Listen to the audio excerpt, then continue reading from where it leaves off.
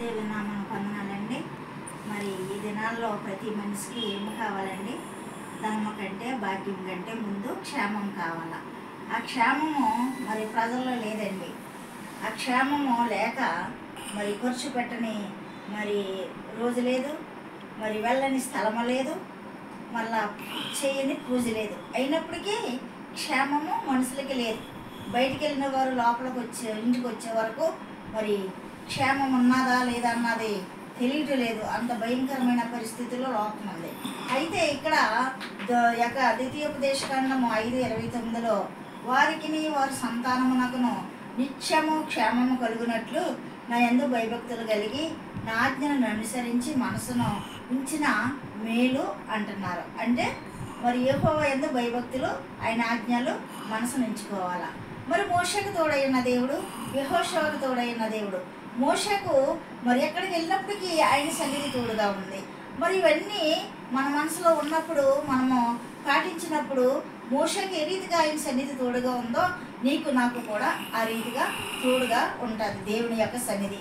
అదేవిధంగా నా ఆజ్ఞలు అనుసరించు అన్నారు. అలాగే ద్వితీయోపదేశకాండము 28లో కూడా మరి యెహోవా ఆజ్ఞలు అనుసరించు మరి నా యందు మరి నా మాట వినిన ఎడల మీకు మేలు కలుగును, క్షేమము కలుగును అని వాక్యం సెలవిస్తుంది. మరి దేశ ప్రజలందరికంటే మరి యొక్క లోక ప్రజలందరికంటే మరి మిమ్మలను హెచ్చిస్తారన్నది. ఆజ్ఞలు వింటే, నా మాట వింటే మరి మీ యొక్క మా దీవెనలు ప్రాప్తిస్తాయని వాక్యం సెలవిస్తుంది.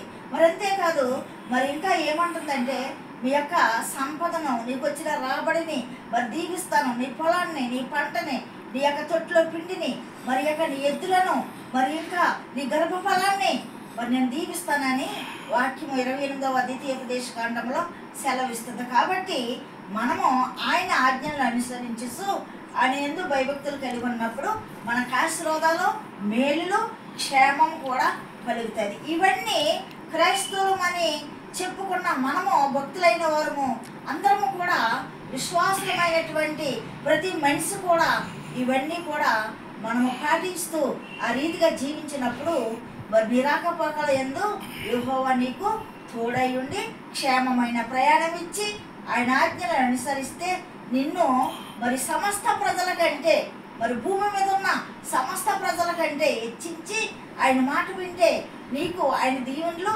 ప్రాప్తిస్తాయంట. ఆ రీతిగా మనం ఉందామండి. ఆ రీతిగా మనం గైకొని ఆయనతో నడుద్దాం. ఆయన మాట వినిన ఎడల ఇవన్నీ మనకి దేవుడు అనుగ్రహించును గాక. ఆమేన్.